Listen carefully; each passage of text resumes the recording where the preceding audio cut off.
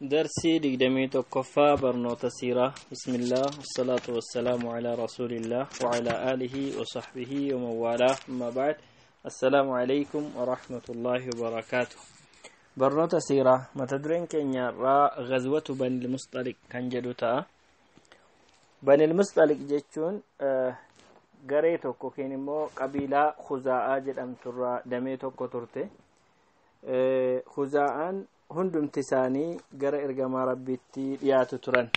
Kana jechuun warri khuzaa'a jedhaman kun ergamaa rabbiitti dhiyaatu yaada isaaniif hiruu isaanitti tola oolu yaadaan jechuudha. Keessaa garuu balballi tokko yookiin tokko gosa khuzaa'a keessaa tokko Qurayshotaaf yaada laatti gara sitti maxxanti.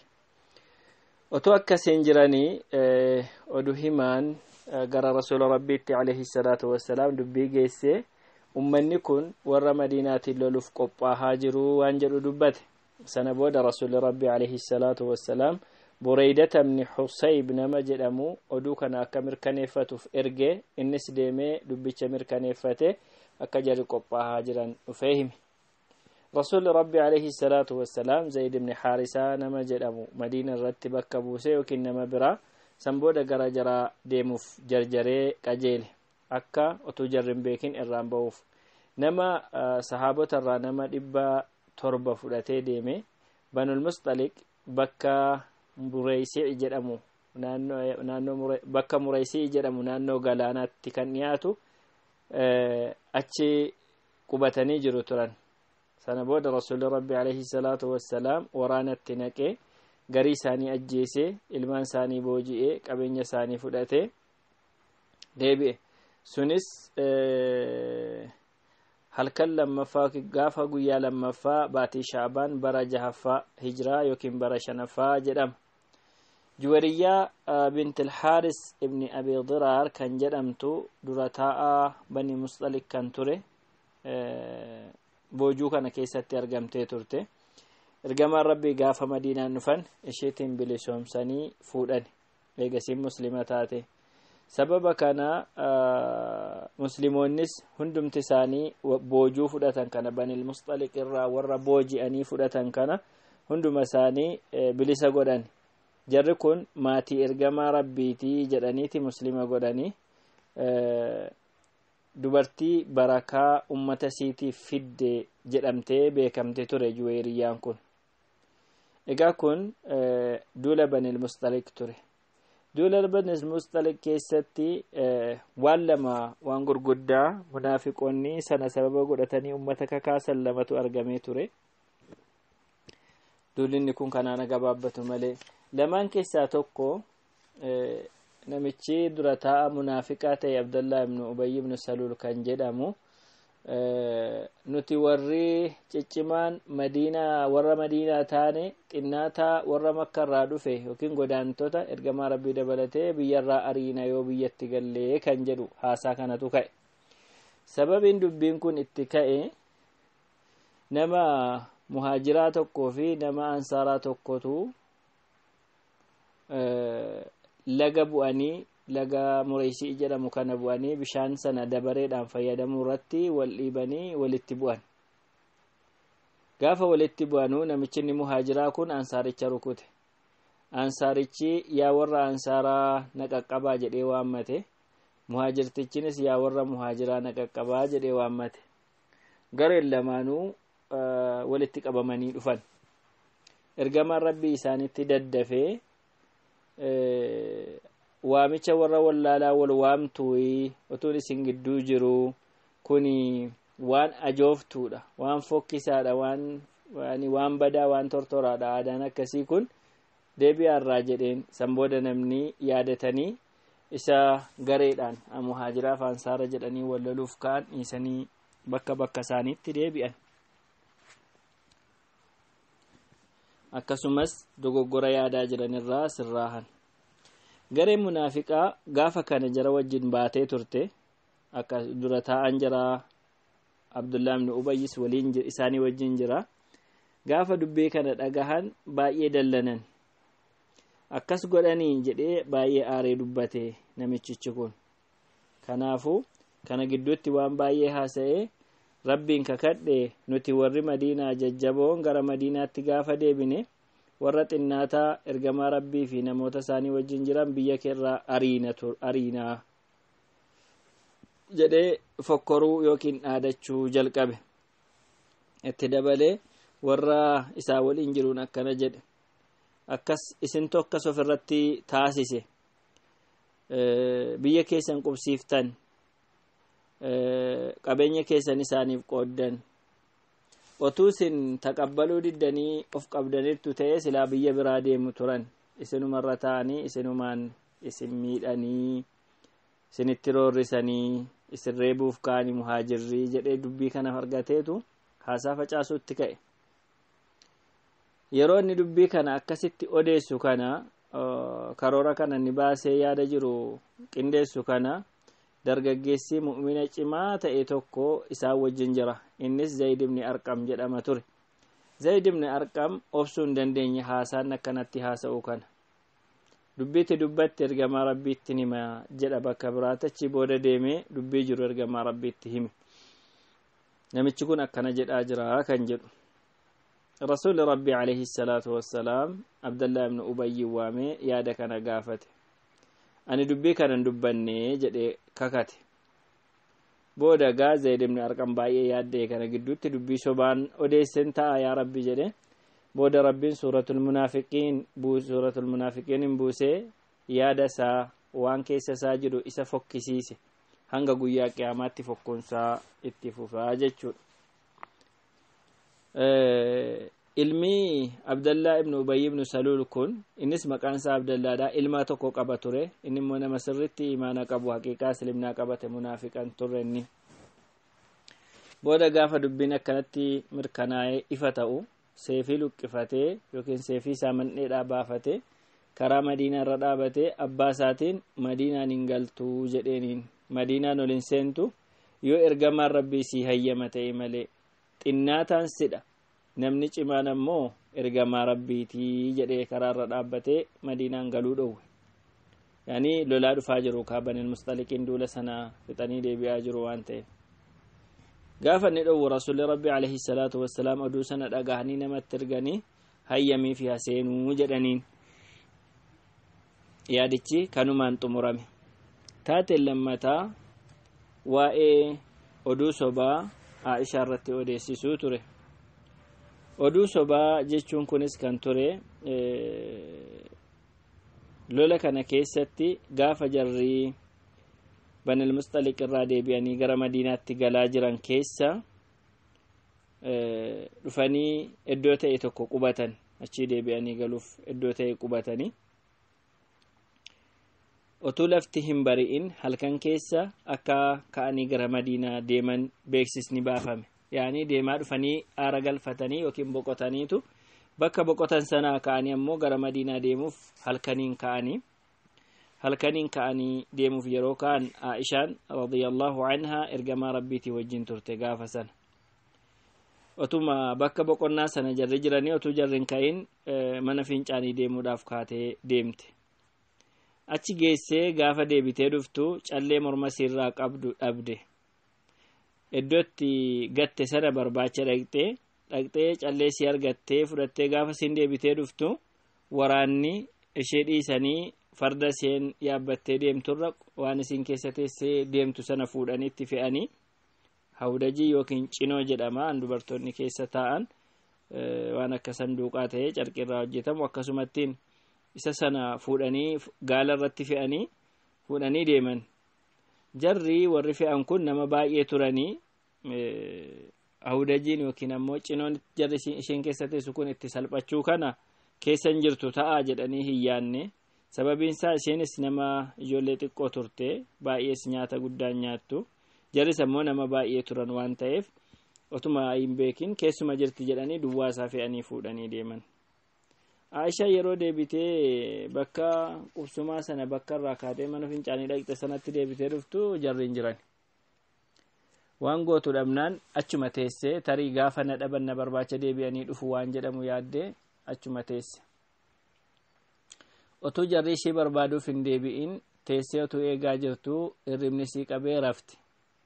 sahaabaa keessaa namni tokko Safwaan ibn al-Mu'attal namni jedhamu tokko irriba jaallata ture boodatti hafe duuba waraana duuba deema ture gaafachi deemaa dhufu nama ciisu tokko arge yerootti siqatu yeroo kana Aishaa ta'uu bare sababiin isaatis duraaniin utuu hijaabni hin bu'in dura yookiin seerri hijaabaa utuu hin himamin dura Aishaatiin argee beeka ture Safwaan ibn al-Mu'attal kun jechuudha. achi gaafa argu inna lillahi wa inna ilayhi raaji'uun jedheetu isheen kun haadha manaa ergamaa rabbiiti miti jedhee haadha manaa ergamaa rabbiiti kun jedheetu ajaa'ibsiifatee kana malee waan biraa hin dubbanne jette hirriba irraa kaate Aishaan sagalee isaa dhageesse fuula ishee haguuggatte jilbaaba isheetiin Safwaanis farda isaa yookiin gaala isaa kan yaabbatee deemaa jiru fidee isheedhaaf sirreesse incibse gaalattii jechuudha gaala sana yaabbatte Safwaan ibn al-Mu'attal fuuldura ishee bu'ee farda gaala sana harkisee deeme hamma dhaqee iddoo waraanni jiru gahee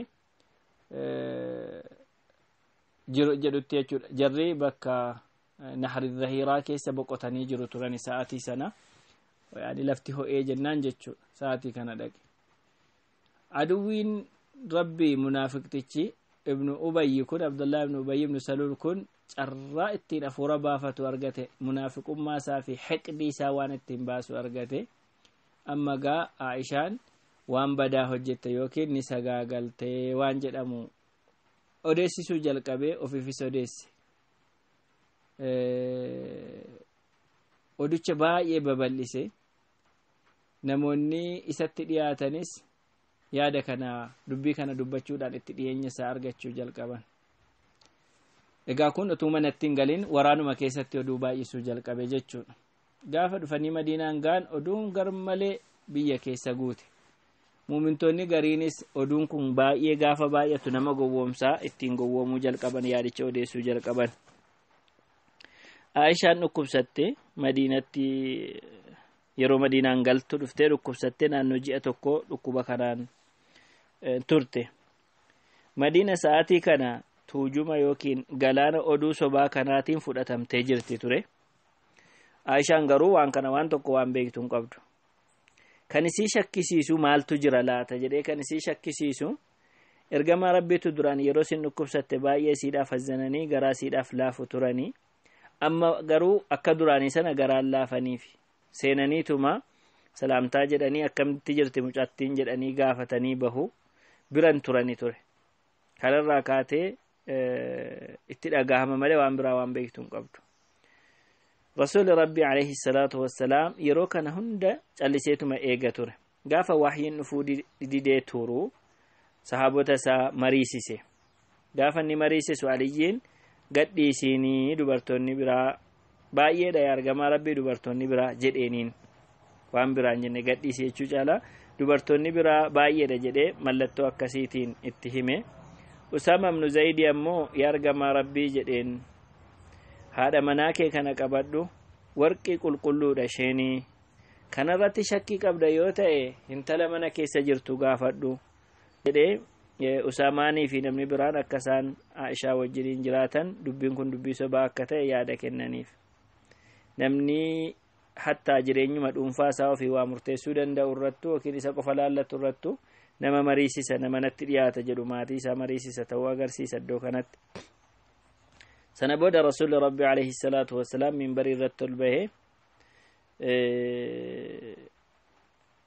namicha rakkoon inni odeessu sobni inni odeessu maatii koo keessatti na darare kana akkaman godhaa jedhee ummatatti dubbate gaafa kana jechuun eenyuun barbaade Abdallah ibn Ubayy oduu sobaa maatii koo irratti odeessise jechuu ibsuu barbaadaniiti dura bu'aan warra Aws jedhamanii ansaarota keessaa namicha kana abbaa isaa nutti hin ajjeefnaa jedhee dubbate kana keessa innis aariin isa qabee dura bu'aan warra Khazraj immoo inni immoo hin ta'u jedheeniin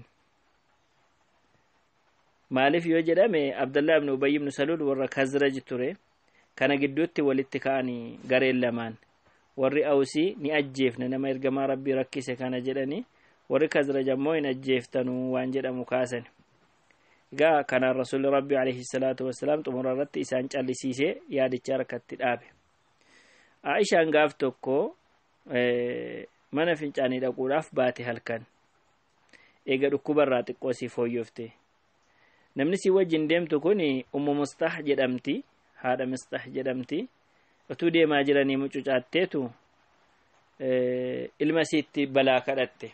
Yaani yeroo gufatu yeroo waa rukutu namni waan ta'e haasaa waan keessa isaa jiru haasaa nama qalbii isaarra jiru waama waan akkanaa jira seenes achumaan balaan sitti bu'u yaa Mustah jetteeniin. Aishaan akkamittiin nama Badrii dhaqe ilmoodhuma isheeti kan isiin akkas jettee abaarte. Aishaan ammoo dubbicha harkatti diddi haadha Mustah kanarratti. Nama kayman Badrii irratti hirmaatee abaartaa jettee dinnaani irratti morminaan sanarraa kaatee Ummu Mustah wantoota ta'ee jiru itti himte. Namni waan akkasii irratti odeessaa jira. Mustah ilmi koos warra waan akkasii odeessu keessatti argamaa jettee dubbii kanarraa kaatee Ummu Mustah Aishaatti himti. Aishaan acharraa deebitee ergamaa Rabbii bira dhufte hayyama naa kenni maatii koo biratti hin galaa jetteeni hin deemte hayyamnaaniif dhaqxee warra maatii isheedhaaf abbaa ishee gaafatteetu Aishaan gaafa jarrii yaadicha dhugoomsanuu boosse halkan lamaa fi guyyaa tokkootu walirraan kutin boosse hirraftu simimmaan ishee sin dhaabbatu hamma onneen koo na keessaa ba'a jedhee amma sodaadhu tokkoon boo'e jetti. Amma kanan boo'ee jette. Booda keessa rasuulli Rabbii alayhi salaatu wassalaam ganama gaafa lammaffaa dhufanii taa'anii kuxbaa jedhanii kana booda wanti jedhu yoo jiraate yaa Aisha dubbiin nagahee ture waan akkanaan dhagahee ture. Yoo qulqulluu taate ati Rabbiin ganaa qulqullina kee ifa baasa. Yoo rakkoo badii hojjetteerta ta'e immoo Rabbii keerra toobadhuuti Rabbii keerra dhiifama gaafadhu. Garbichi tokko yoo inni badii isaa amanee toobatee Rabbi irra barbaade Rabbiin badii isaa isaaf dhiisaa jedhan. Yeroo kana imimmaan koo naa dhaabatee jetti Aishaan. Achiin abbaa kootiif haadha kootiinan deebii kennaafii jetteen. Narraa deebisaa ergamaa Rabbiitiif deebii kennaafii jennaan waan jennee deebisnu hin beeknu jedhaniin. Sana booda Rabbiin kakadhee beektanii jirtu jetti isin hundumtuu oduun kun odeeffamuu isaa beektaniirtu. Qalbii keessan keessattis iddoo qabateera dhugaadha jettaniis fudhattaniirtu. Yoon ani qulqulluudha ofiin jedhe qulqulluu ta'uu koo Rabbiin ni beekaa nan dhugoomsitani. Otuun akkas hojjedheera jedhee kanan ofitti amanu ta'ees ammoo Rabbiin qulqullummaa koo ni beekaa silaa dhugaadha naan jettanii badii hojjechuu koo taqabbaltu. Rabbiin kakadhe ani waanan isiniin jechuu danda'u yookiin fakkeenyan isinii dhiheessuu danda'u hin qabu. Waa'ee Abaa Yuusuf yookiin ammoo Nabi Yaaqub alayhi salaam waa'ee kana malee waan biraa waanan jedhu hin qabu waanuma inni jedheen jedha. Yaaqub gaafa Yuusufiin fudhatameera jechuun yookiin ammoo inni itti aanu ilmi isaas fudhatameera jechuun gaafa dhufu obsa gaarii fasabrun jamiilun wallahu almusta'aanu alaa maa tasifuun jedheen. Nan obsa gaariitu bareedaadha obsa gaarii ta'e obsuu kootu gaariidha. Rabbi waan isin ittiin waa'ee koo dubbachaa jirtan kana irratti gargaaraadha waan jedhamu dubbattee san booda girgiddaatti yookiin jidaaratti achi garagaltee ciifte. Kana gidduutti bakkuma kanatti Rabbiin wahyii buusee ishee qulqulleesse. Wahyiin bu'ee ergamaan Rabbii wahyii sana dhaga'ee gaafa ka'u ni kolfe. Jalqaba jechi inni dubbate yaa Aisha Rabbiin jedheen si qulqulleessee jira yookiin qulqullina kee dubbatee jira jedheen. Haati Aishaa ka'iitii ergamaa Rabbii gara ergamaa Rabbiitti ka'iitii galateeffadhu yaada jedhu dhagaa yookiin kabaji waan jedhamutti dubbatte. Aishaan ammoo Rabbiin kakadhe hin ka'u gara ergamaa Rabbii. Ani Rabbii sana qulqulleesse malee eenyumaan iyyuu hin faarsuu jetteen. Aayanni waa'ee qulqullina sii ibsuudhaaf bu'e aayaa 10 jalqaba suuraa annuur kan jedhu irraati jarri dubbii sobaa fidatanii dhufan garee tokko kan isinirraa ta'anidha yaa mu'mintoota munaafiqa jechuudha. Dubbii kana kaasuu jira yookiin dubbii kana dubbachuu jira hamaan seenaa inni isiniif gaariidha. Namni hundinuu waan hojjete argata badiirra. Namichichi inni dura bu'ee oduu kana babal'isuu irratti dura bu'aa ta'e sun ibidda guddaa ta'eet isaaf jira jedhee aayaa hanga 10tti itti oofe. San booda rasuulli rabbii alayhi salaatu wassalaam namatti bahee khutbaa godhee aayaa kana jara irratti qara'ee qulqullina sii ibsee achi booda minbarirraa bu'ee nama lama dhiira nama lamaa fi dubartii nama tokko mu'mintoota keessaa akka isaan garafaman yookiin reebaman ajaje. Sababiin isaa oduu sobaa kana babal'isaa turani jarrinis dhagahanii jechuudha. Warri dhiiraa suni tokko Hassaan ibn Saabit ture, inni lammaffaa Mistah ibn Asaasaati, dubartittiin sadaffaa Hamnata binti Jahsh jedhamti. Jarri kun warra sirriitti odeessuun isaanii irraa beekame. Dubbii kana keessa galanii mucucaatanii yookiin dogoggoranii munaafiqticha isa dubbii kana fuudhee asii achi babal'isuu jalqabe kanaa fi garee isaa ammoo min azzamneen ergamaan rabbii waan tokkoyyuu isarratti tarkaanfiin fudhanne guyyaa biyya lafaatti akhiratti wanti isa eeggatu jira malee jechaadha. Egaan lolli Banil Mustaliq kana lamaan yaani taateewwan kana lamaan of keessatti qabatee dhufee kanaan darbee jechuudha. Egaan darsiitti aanuun hanga walitti deebinutti haadha wa sallallahu wa sallama ala nabiyyina Muhammad.